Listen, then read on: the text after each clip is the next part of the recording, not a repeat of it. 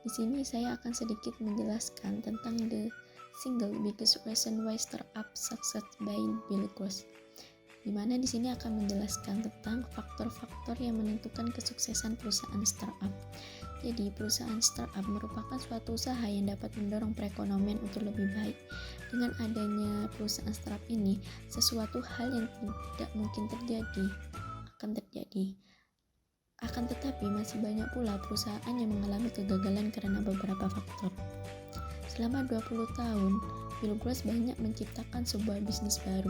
Akan tetapi, tidak semua bisnis itu berhasil karena beberapa faktor. Oleh karena itu, ia mengamati faktor-faktor apa saja yang berpengaruh terhadap keberhasilan suatu usaha ataupun bisnis. Yang pertama yakni ide. Jadi, suatu hal atau bisnis itu dapat diciptakan ketika munculnya suatu ide. Dengan munculnya ide, maka terwujudnya suatu rencana dalam sebuah perusahaan. Dan yang kedua yaitu tim. Jadi dalam melakukan rencana, kita membutuhkan teamwork untuk melaksanakannya, untuk menciptakan ide tersebut. Dan keberhasilan teamwork dalam beradaptasi juga berpengaruh terhadap kesuksesan suatu bisnis. Yang ketiga yakni model bisnis. Model bisnis juga berpengaruh terhadap keberhasilan suatu bisnis, karena model bisnis menentukan bagaimana kelak kebijakan-kebijakan dalam mengelola bisnis tersebut. Yang keempat yakni pendanaan. Pendanaan atau modal usaha juga berpengaruh terhadap keberhasilan suatu bisnis, karena dalam menjalankan operasionalnya pasti kita membutuhkan dana. Dan yang kelima yakni waktu. Waktu juga dapat menjadi salah satu faktor dalam keberhasilan suatu usaha, terutama dalam menganalisis perusahaan. Waktu digunakan untuk menentukan kapan waktu yang tepat untuk kita sebagai pelaku usaha membuat produk atau jasa. Dari faktor 5 di atas, Bill Gross menentukan faktor mana yang paling berpengaruh dalam perusahaan startup setelah mengamati lebih dari 200 perusahaan yang ada. Faktor yang pertama yaitu time atau waktu. Jadi waktu berperan 42% dalam menentukan sukses dan kegagalan. Yang kedua yaitu tim. Tim berpengaruh sebesar 32%, sedangkan ide berpengaruh sebesar 28% dan modal bisnis berpengaruh sebesar 24%, dan yang terakhir yakni funding atau pendanaan yang berpengaruh sebesar 14%. Selanjutnya yakni contoh perusahaan startup yang berhasil. Perusahaan Uber. Perusahaan yang hebat, ia memiliki model bisnis yang bagus, eksekusi atau teamwork yang hebat. Akan tetapi perusahaan Uber akan memiliki waktu yang sangat tepat untuk menarik pengemudi bergabung, di mana pada saat itu pengemudi sangat membutuhkan uang tambahan. Selanjutnya yakni contoh perusahaan startup yang gagal. Perusahaan Cecom yaitu sebuah perusahaan hiburan online yang dimana perusahaan tersebut memiliki modal yang cukup, model bisnis yang menarik, akan tetapi pada saat itu masih sangat sulit untuk menonton video online, dan pada akhirnya perusahaan Cecom tutup di tahun 2003. Akan tetapi 2 tahun kemudian YouTube hadir di saat yang tepat. Idenya bagus, akan tetapi yang lebih penting yakni waktunya yang sangat tepat. Jadi kesimpulannya, tim memang sangat penting, ide juga berpengaruh, akan tetapi waktu lebih berpengaruh terhadap keberhasilan suatu perusahaan startup. Jadi meskipun kita memiliki ide yang bagus, modal yang cukup, ataupun model bisnis yang menarik, tetapi kita tidak keluar di saat waktu yang tepat, maka akan sia-sia usaha kita. Oleh karena itu, waktu merupakan faktor yang memiliki peran besar terhadap kesuksesan suatu bisnis. Dan cara terbaik untuk memilih waktu yang tepat adalah dengan melihat apakah konsumen benar-benar siap menerima produk atau jasa. Dan kita sebagai pelaku bisnis harus jujur dan tidak boleh menyangkal atas hasil analisis perusahaan yang telah dilakukan. Baik, saya akan menjelaskan ide dari franchise menanti Jerome Pauline.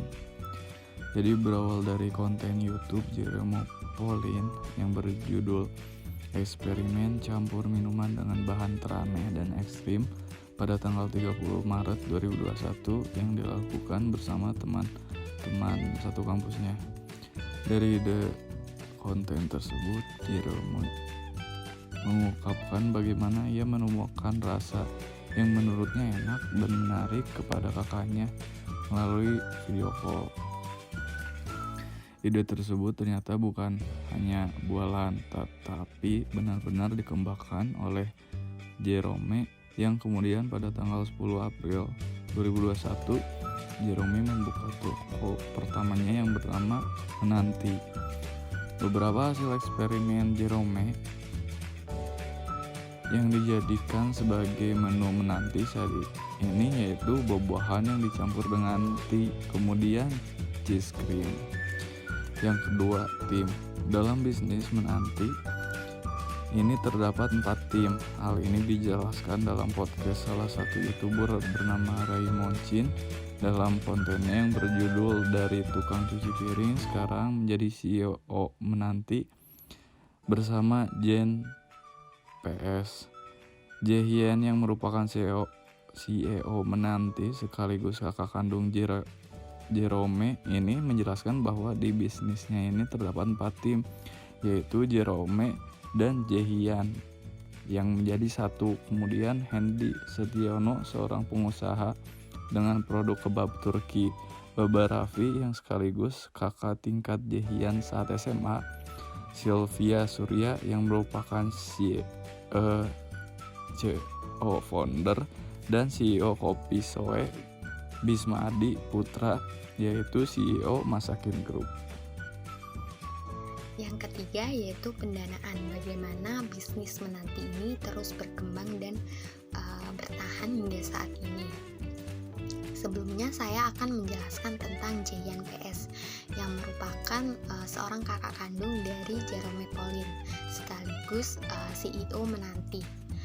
Dalam podcast Raymond Chin dalam kontennya yang berjudul Dari Tukang Cuci Piring, sekarang CEO Menanti Fit Jaehyun PS. Jaehyun menjelaskan alasan mengapa ia terjun di dunia entrepreneurship yang notabene penghasilan seorang CEO tidak sebesar penghasilan manajemen influencer. Untuk influencer sendiri, satu influencer untuk endorsement itu satu kali post bisa mencapai 100 juta atau 1M. Nah, Jaehyun sendiri merupakan manajemen influencer yang memegang 12 influencer. Sedangkan gaji seorang CEO sendiri untuk per bulannya, di sini Raymond menjelaskan di angka 35 juta. Nah, gaji ini tidak sebesar gaji manajemen influencer, penghasilan manajemen influencer. Tetapi Jaehyun tetap memutuskan untuk terjun di dunia entrepreneurship ini. Jadi dia bukan hanya berfokus di dunia influencer saja, tetapi dia juga ingin terjun di dunia entrepreneurship. Dia beranggapan bahwa semua hal itu tidak tentang uang, tetapi tentang apa yang kita dapatkan, ilmu yang kita dapatkan, pengalaman yang kita dapatkan, serta nilai yang kita dapatkan.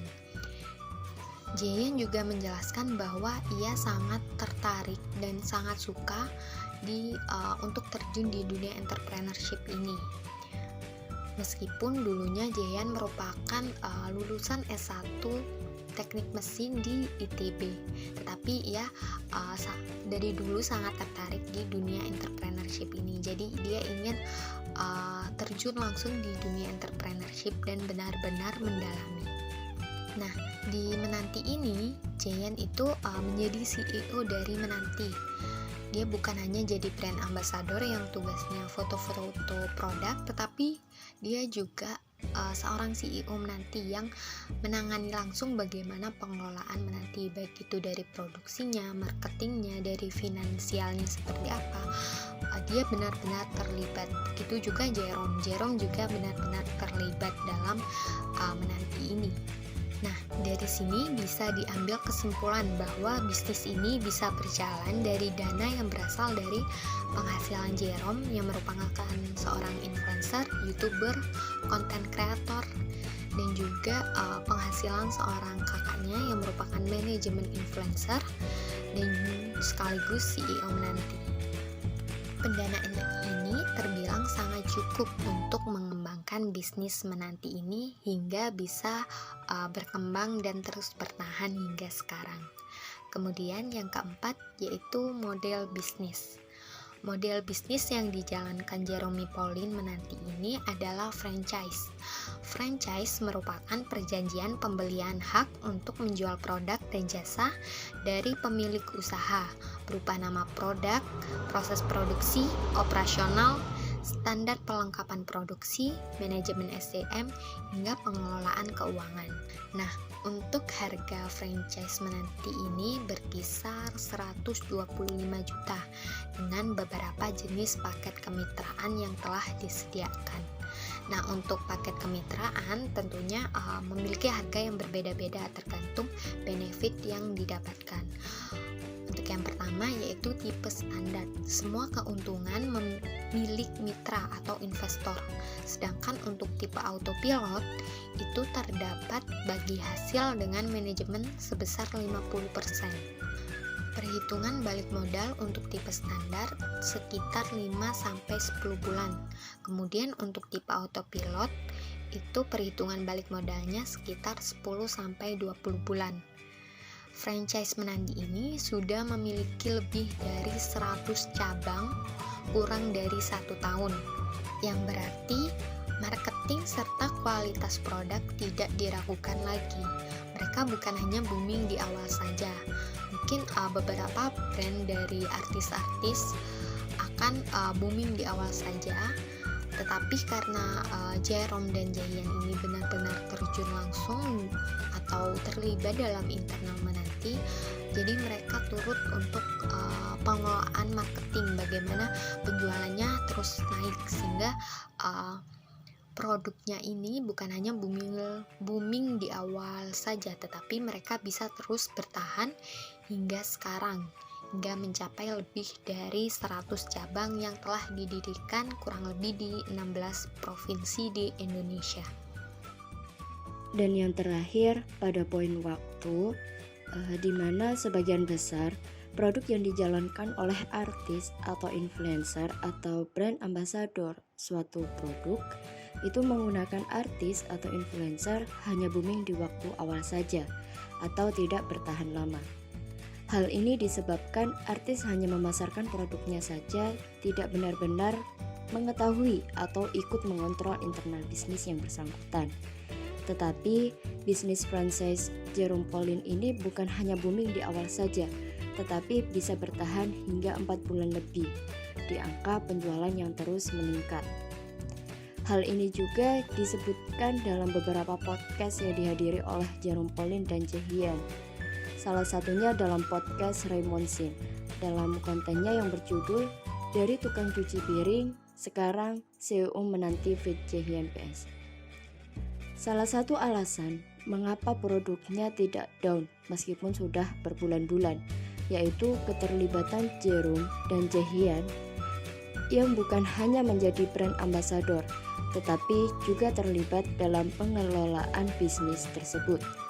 Bagaimana mereka mengelola marketing dan produknya agar terus naik meskipun sudah berbulan-bulan launching. Pendapat ini dibuktikan dengan jumlah gerai yang mencapai 100 cabang dalam waktu kurang dari 1 tahun.